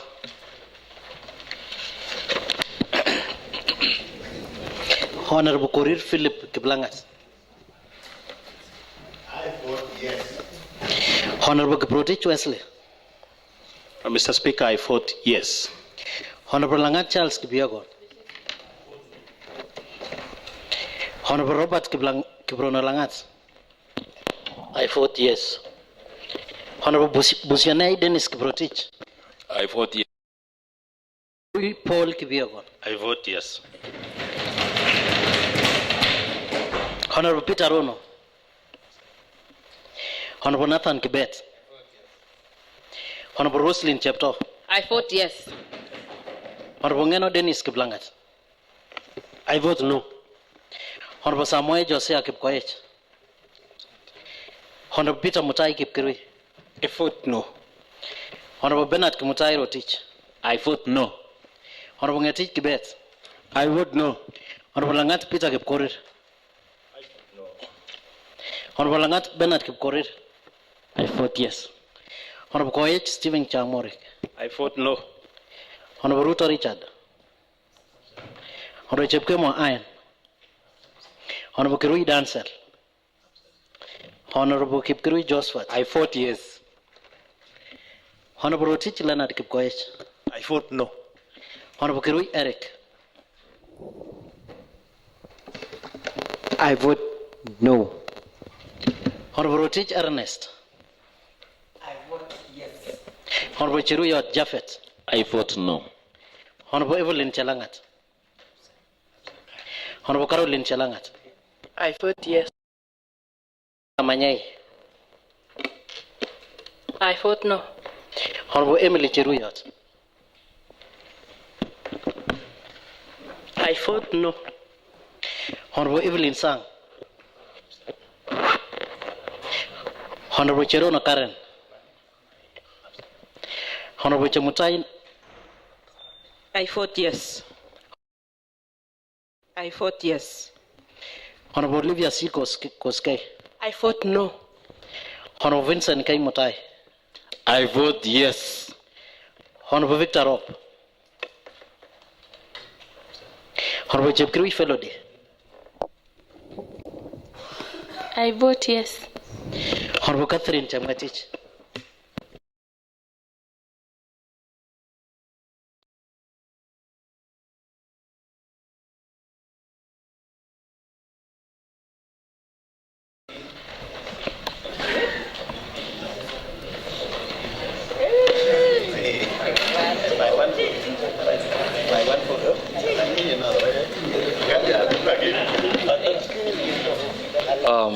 Is the tallying done?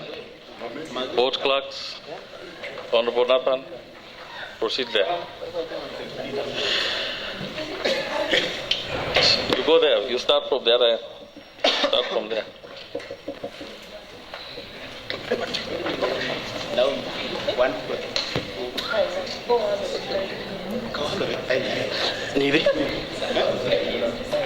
Proceed.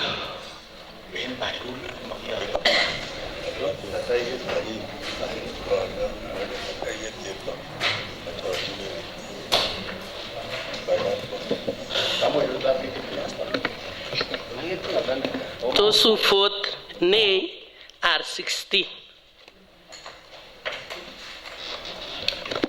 Those who voted in support of the motion, 14.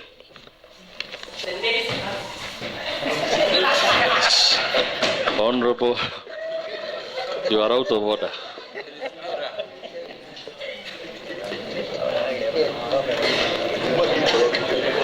Total number of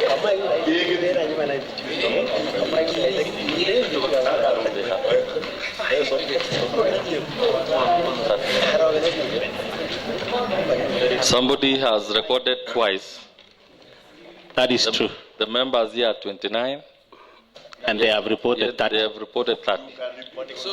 So we'll repeat the whole process.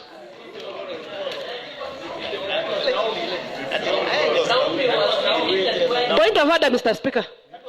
Yes. It was Naomi who was asked to vote for the second time. No.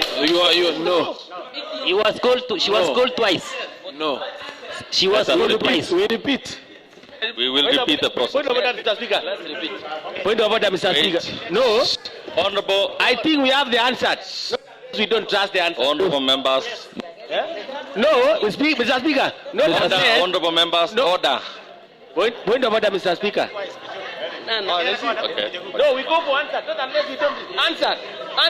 Answer, Mr. Speaker. Honorable members. Wait. Answer. Excuse me. Order. Kindly be seated. All the members be seated. Okay? If we go the answered way, it means we'll take a lot of time. Answer. No, we can't report. Answer. But you are here. Point of order. Answer. Honorable Kibet, I am the chair and I decide what happens. Okay? Now that we have 30 members, the 29 members, now who added another one? Point of order, Mr. Speaker. What is your point of order, Honorable Emily?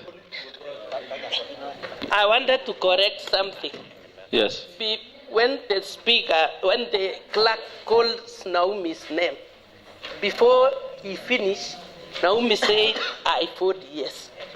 And then he repeated again, Naomi Chelangat, Chemutai. And then Naomi said again, I vote yes. So she repeated, it was that. But you... Honorable Emily. Point of order, Honorable. And all the members, I want to let you know. Point of order, Honorable Speaker. This is a very, very important exercise. Mr. Speaker. And we must be very sure, okay? Mr. Speaker. I cannot allow hearsays in between. Yes. Allow me to say this. What Honorable Emily is raising is not even a problem. The problem is not on the yes side. The problem is on the no side, where she has recorded 16. And the no side, actually, those who voted are 15. Those who voted for the yes side are supposed to be 14, and we were not complaining from the yes side. But because of the malpractice that has happened, we will go by your ruling that we repeat. We repeat. This time we get two different individuals again.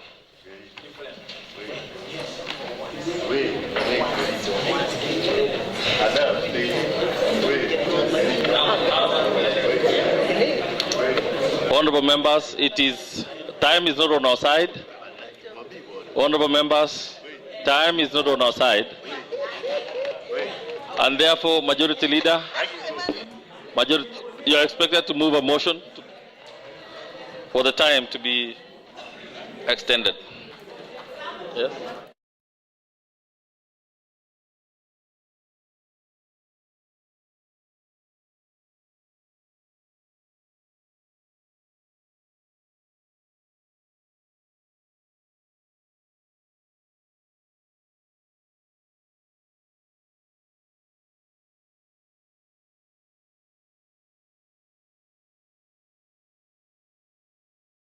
I have to bring to your attention. Honorable members, you are wasting time. Honorable members,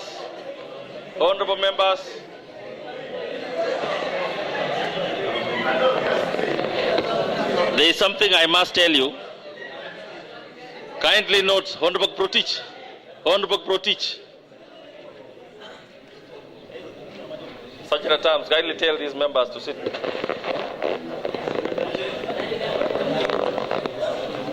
There is something I must inform you. Honorable Eric, kindly be seated. All members, kindly be seated. Honorable Eric, please. Kindly be seated. Order. Now, there is something I must tell you. When it is a special sitting, on a special sitting, Honorable Eric, on a special sitting, we are not allowed to extend time. Okay? Meaning, if time lapses here, Honorable, the third motion will end. Okay? So I want us to move with speed. Point of order, Honorable Speaker. And just understand that time is not on our side. I am experiencing a lot of body weakness, Honorable Speaker. And I want to take finish. this. We are continue. I believe you can hold on a little bit. Two members. Excuse me. Honorable members. Honorable members. I need two members, one for ayes and nays. Honorable Bernard here for the nays. Who comes for the ayes?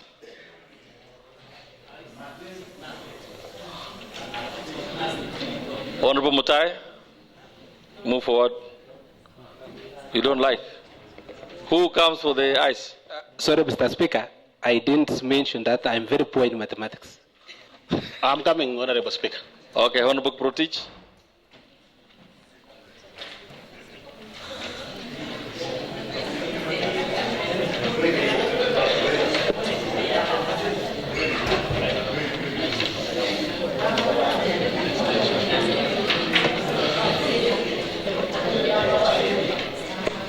Let's proceed.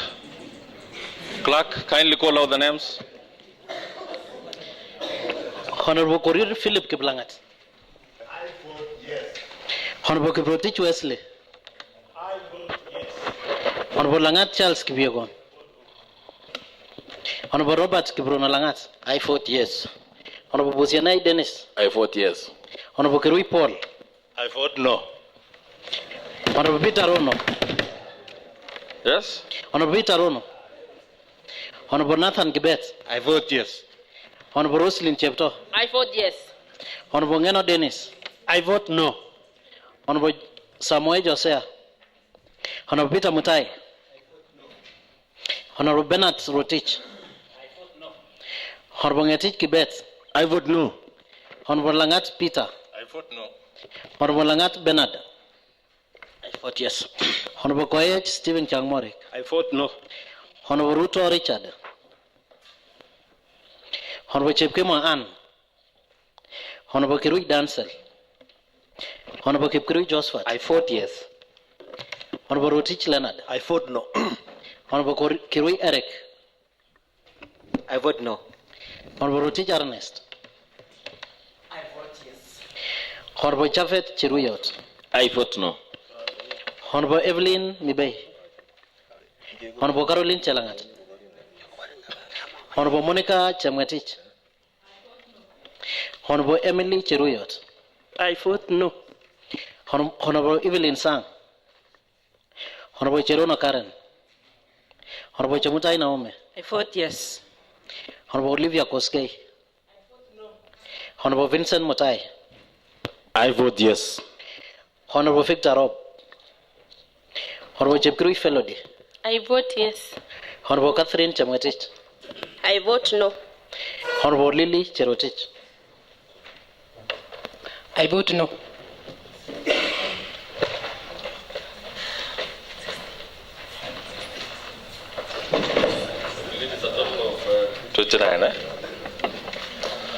Okay, now proceed to the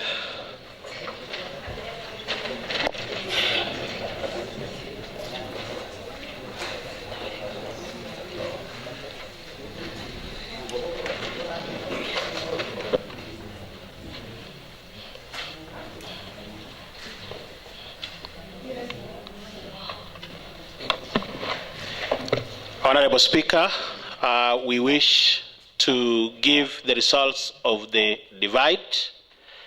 I was taking the yes side, and they are 13.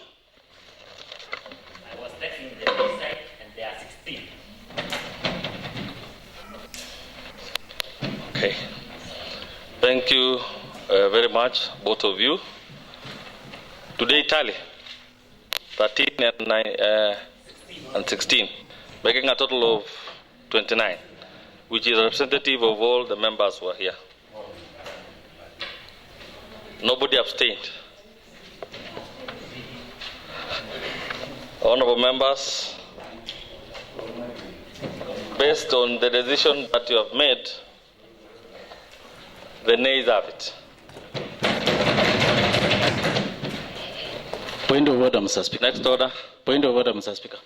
It's time, my brother. Just an observation, Honorable Speaker. Honorable, kindly note that today we do not have the... Honorable Speaker, just one word. What is it? And allow me to make this observation, Honorable Speaker. And we are all honorable members of this honorable House.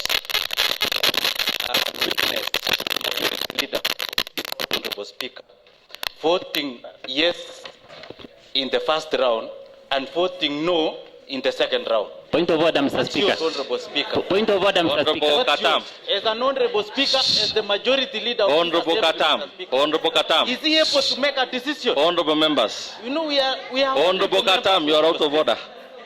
We are not allowed to discuss a motion that has been dispensed with. Let's move to the next motion forthwith. Majority leader, kindly read only the conclusion of the committee. Order number 11, motion.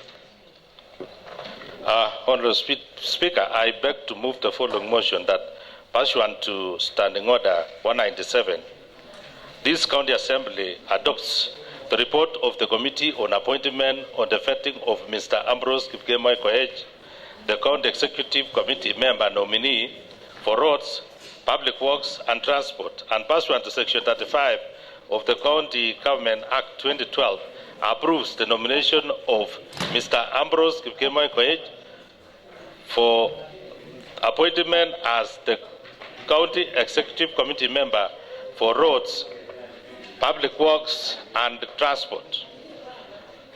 Like in the other nominee, I'll go straight to the position of the committee.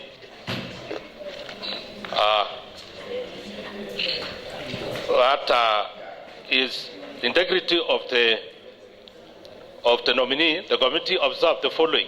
Kindly read only the end, the conclusion. Okay, sir. Okay. Committee's recommendation. Yes. At the end of the vetting process, the committee made the following recommendation: that having considered the suitability, capacity, and integrity of the nominee, and pursuant to Section 9(2) of the Public Appointment County Assembly's Approval Act number 5 of 2017, the committee recommends that the County Assembly approves the nomination Mr. Speaker, and point of order. Subsequent appointment. Point of order. Point of order. I want to use 1 second, Mr. Speaker, to request that you give direction that honorable members remain in the chambers. Mr. Speaker, if they leave and the quorum will be no more, we'll have a problem. Please, through your chair, Mr. Speaker. Okay. Okay, I continue. Sajida terms, place the bar. All right. Sorry for that. Let me go back again. That having considered the suitability, capacity, and integrity of the nominee, and pursuant to Section 9(2) of the Public Appointments County Assembly Approval Act number 5 of 2017, the committee recommends that the County Assembly approves the nomination and the subsequent appointment of Honorable Ambrose Kipkemoi Koech for the position of the County Executive Committee member in charge of Roads, Public Works and Transport. I therefore request Honorable Leonard, the Deputy Speaker, to second. Honorable, yes, will be requested to second. Okay, thank you, Honorable Speaker. I stand to second the motion on the approval of Honorable Ambrose. Honorable Ambrose, from the vetting results, we realize that He is a very experienced person, and he will be able to run the docket of the CC roads. So, Mr. Speaker, I urge this Honourable House that we approve. Otherwise, I second. Thank you. Thank you very much, Majority Leader. And the DS, because of time, Honourable Members, remember this is a special sitting. And we do not have the luxury of extending time. So we'll move faster so that we finish in good time. I propose that pursuant to Standing Order 197, East County Assembly adopts the report of the Committee on Appointments on the vetting of Mr. Ambrose Kemoy Koech, the County Executive Committee member, nominee for the Roads, Public Works and Transport, and pursuant to Section 35 of the County Governments Act 2012, approve the nomination of Mr. Ambrose Kemoy Koech for appointment as the County Executive Committee member for Roads, Public Works and Transport. The floor is open for debate, and I will limit the time to 1 minute each of you. Honourable Ernest. Thank you very much, Mr. Speaker, for this opportunity to support this motion. Mr. Speaker, I want to thank His Excellency, the Governor, Professor Hilary Barchok, for having appointed one Honorable Ambrose Kipkemoy Koech to be the CC in charge of Roads and Transport. Mr. Speaker, I want to thank the Appointment Committee for vetting and giving a positive report. I want to confirm to this House, Mr. Speaker, that Honorable Ambrose Koech is a citizen of Bomet. He resides in my ward, and he is my immediate predecessor, Mr. Speaker. I want to ask this House that we pass the name of Honorable Ambrose Koech. Mr. Speaker, I want to ask members, I am on my knees. Please, honorable members. I saw what you did in the previous motion, which I don't want to discuss, but I want to ask you, for the sake of my ward and the roads, and for the sake of Bomet County, kindly pass the name of Honorable Ambrose Kipkemoy Koech. Please, honorable members. Thank you very much, Mr. Speaker. Thank you. Honorable Protich. Thank you very much, Honorable Speaker. I'm rising again to put my support in the nomination of one Honorable Ambrose Kipkemoy Koech to be the CCM in charge of roads, to be the CCM in charge of roads, public works and transport. And Honorable Speaker, once again, as I said earlier in the other motion, I have had an opportunity of knowing one Honorable Ambrose Kipkemoy Koech all the way from high school as my teacher of agriculture and serving with him.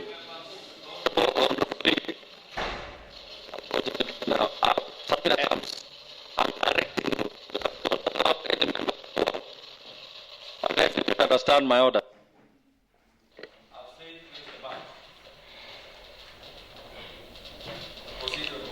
Well, Honorable Speaker, I was saying I'm rising to support the motion moved by the Majority Leader in the nomination of one Ambrose Kipkemoy Koech to be the CEC member in charge of roads, public works and transport.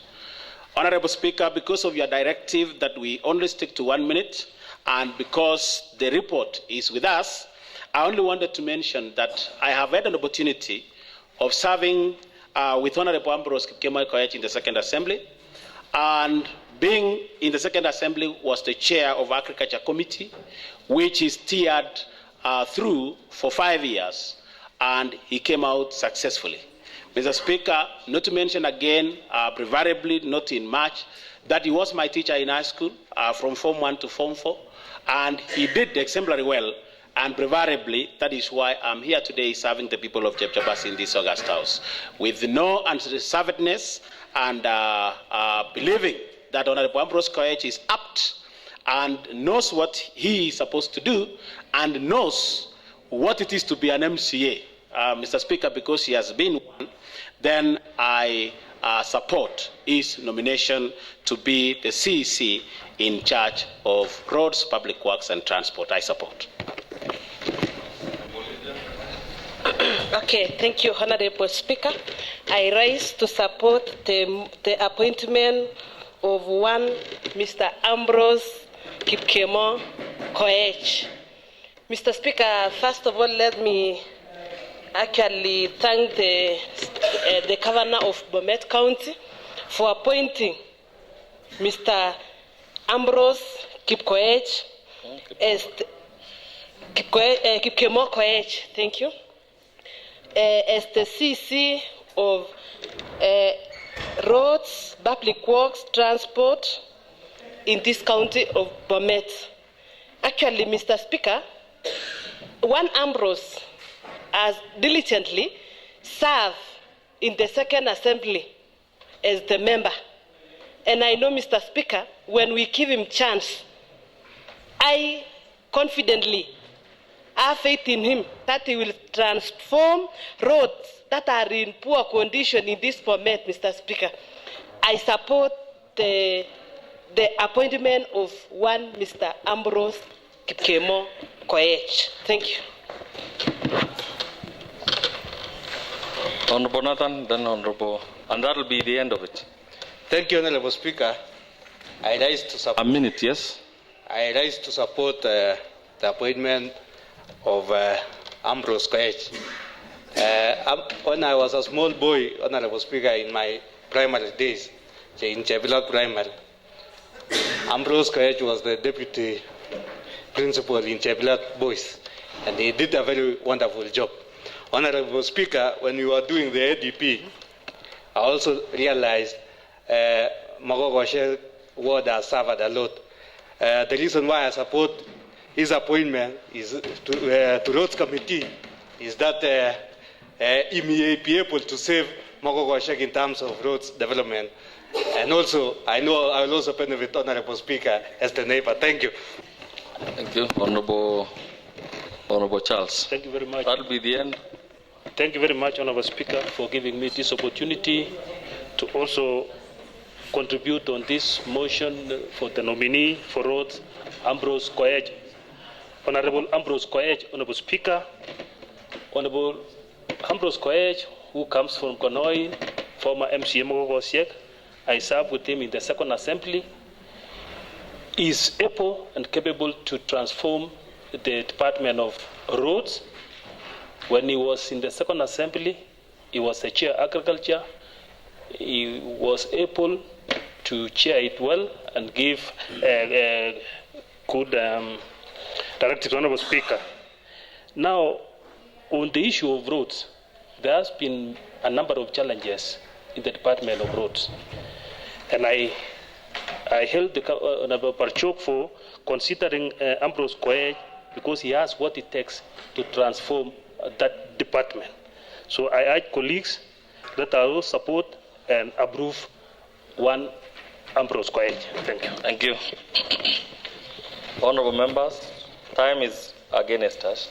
And remember, it is a special thing. Actually, already we are contravening the laws. I put a question that pursuant to Standing Order 197, this County Assembly adopts the report of the Committee on Appointments with the vetting of Mr. Ambrose Kipkemo Koech, the County Executive Committee member, nominee for Roads, Public Works and Transport, and pursuant to Section 35 of the County Government Act 2012, approves the nomination of Mr. Ambrose Kipkemo Koech for appointment as the County Executive Committee member for Roads, Public Works and Transport.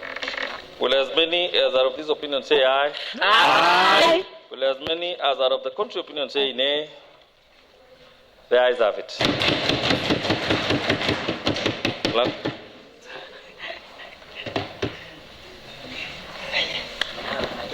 Adjournment.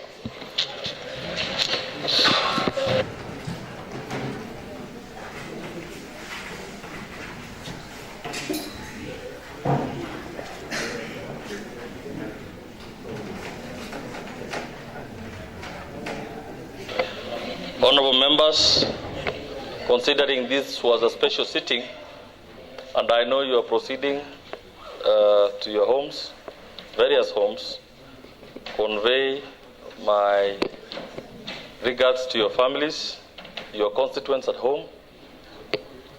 On behalf of the Assembly, we wish you Merry Christmas and Happy New Year. This sitting is adjourned up to 11th February 2025.